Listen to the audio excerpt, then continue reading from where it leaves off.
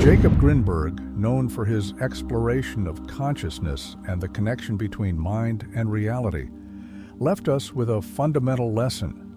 What we perceive is not a faithful reflection of the outside world, but a projection of our own internal state. Imagine then that the negative energy we feel from the others are not only theirs, but an activation of something latent within us.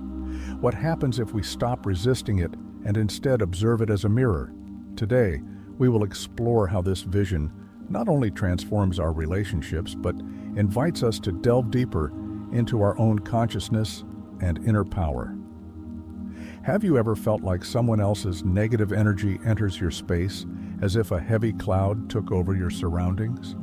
It's that feeling that even though you started the day calmly, something in the encounter with another person changes everything. It was once an impatient colleague, a critical friend, or a frustrated family member.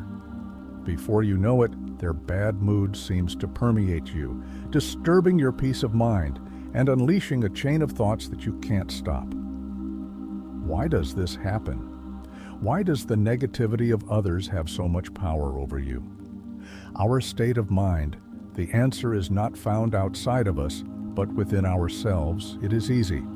Believe that negative emotions invade us from the outside like an unexpected intruder. But the truth is much deeper. The energy of others can only affect us if it finds something inside us that gives it room. Perhaps it sounds strange, even unfair, but look closer. There is something. In our reactions, a hidden fear, an insecurity, perhaps an unresolved emotion that is awakened by their attitude, their frustration, without them even knowing it. Touch is an internal chord that many of us do not know is there. We are not talking about a conscious coincidence. It is not that intentionally you align yourself with their energy, but their negativity acts as a mirror, reflecting internal aspects that you have kept hidden, buried in the noise of everyday life. Maybe it is a slight anger that you have been ignoring for a long time, a frustration that you had not even recognized, or a latent sensitivity. And so instead of standing firm in our peace, our reaction takes form as resistance. We push against its energy, we reject it, we confront it. But in that resistance, there is a secret. We do not dissolve it. We amplify it. Think of those moments when someone's attitude seems to ruin your day. May have been a sharp word, a harsh tone, or a gesture considered at that moment. Something is activated within you, something that was not present a few minutes before. Why? Because its energy awakened something that was already there, waiting in the shadows. It is a cycle that, if we do not understand it, can trap us in a constant struggle with the emotions of others and with our own. The solution. Then, it is not in controlling the emotional state of others. It is not in avoiding negative people or in changing their behavior. It is in learning to anchor ourselves in our own presence, in that state of being that not swept away by external turbulence. Presence is like being a firm rock in the midst of a rough sea. Waves of emotions can hit you, even splash you, but they cannot move your core. This state does not come by chance. It requires conscious practice, a commitment to the idea that the power to maintain your peace is always within you. But how to cultivate this presence? It all begins with a pause instead of automatically reacting to negativity.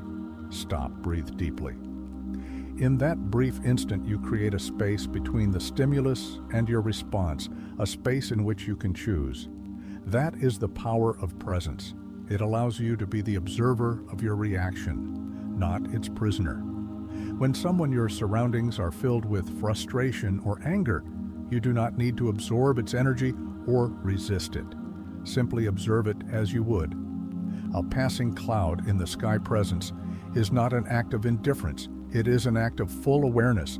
It is being completely here, fully connected with what is happening, but from a place of stability. When you practice this, something magical happens. The emotions of others lose their power over you, not because they have changed, but because you have stopped giving them the power to define your internal state. Imagine being that immovable and calm, Rock waves keep coming, but they can't drag you away. It's not easy at first. Our natural tendency is to resist, fight, push out. But in that fight, we wear ourselves out. On the other hand, when we surrender to the present moment, we discover that there is no need to fight, just to be the practice of presence. It transforms how we experience emotions, both our own and those of others, allowing us to see them as what they really are, temporary states that come and go like the tides.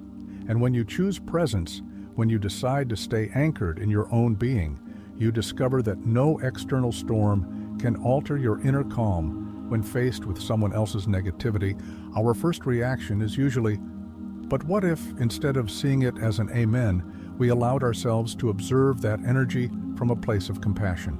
This approach does not mean justifying harmful behaviors or tolerating the intolerable, but rather recognizing that behind every negative attitude, there is an internal struggle that we are not always able to see. Let's think about that person who speaks to us harshly or impatiently. It is easy to perceive them as a source of conflict, but what if we try to look at them in another way? What would happen if for a moment we allowed ourselves to consider that their frustration comes from a place of pain, confusion, or even a disconnection with oneself? Compassion does not mean absorbing their energy or allowing it to drag us down, but rather seeing it with human eyes, understanding that their negativity is nothing more than a reflection of their internal state, not a direct attack on us. This is where significant change occurs when we choose to respond with compassion rather than react with judgment. We alter the dynamics of what was once a tension-filled interaction. It becomes an opportunity to stay present and calm. It won't always be easy, because our minds are often wants to protect us, wants to be right, wants to fight. But if we let the compassion guide us, and we will discover that we can connect with others without allowing their inner storm to become our own. However, there is something important that we must understand. Compassion does not mean sacrificing our peace for that of others. It does not mean allowing toxic behaviors without setting boundaries. And here is where it is. Where acceptance comes into play, accepting that we cannot change others is one of the most liberating steps we can take. This does not mean resigning or giving up, but recognizing that the control we wish to have over the emotional states of other people is an illusion we all have. There are days when we wish others were kinder, more understanding, or simply less intense in their emotions. But carrying that expectation is not only exhausting, but creates a constant resistance within us to accept that people are as they are with their struggles and their emotions. Allow us to release that weight.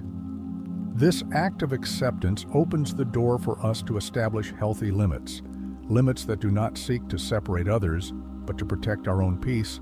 Imagine that you are surrounded by a bubble of clear and luminous energy. This bubble does not isolate or separate, but it protects you. It allows you to be present with others, to hear their words, to feel their energy, but without letting them get to you. Affect beyond what you choose to allow. Boundaries work the same way. They are an act of respect for oneself, an affirmation that our emotional well-being matters too. Often people who are trapped in their own negativity seek a reaction. Perhaps they do so unconsciously. But they are looking for something to hold on to, a confrontation, a validation, even your sympathy. However, when we do not feed that energy, something changes. It does not mean that their negativity disappears immediately, but without a reaction that reinforces it, it loses strength. And over time, this lack of feedback can lead them to reflect on their own behavior. But the most powerful thing about all this is not the effect it has on others, but on ourselves. Every time we choose not to react, every time we choose presence, compassion, and boundaries, we strengthen our inner peace. We discover that true change does not occur by trying to modify others, but by transforming ourselves. Instead of being victims of the emotional storms of others, we become a safe harbor, a place of calm that does not waver in the face of the winds of external negativity. This process, it leads us to a profound truth, our peace. It does not depend on what happens around us, but on how we choose to respond to it, and this understanding frees us and allows us to see that even in the midst of chaos, we have the power to remain anchored, and in that anchoring, we find not only peace, but also strength, a force that you don't need to impose yourself or confront, because it is simply by practicing this, something wonderful begins to happen. Not only do we feel lighter, less affected by the emotional ups and downs of others, but we also become an example for them. We show through our own serenity that there is another way of being in the world. As always, it is a pleasure to have your company.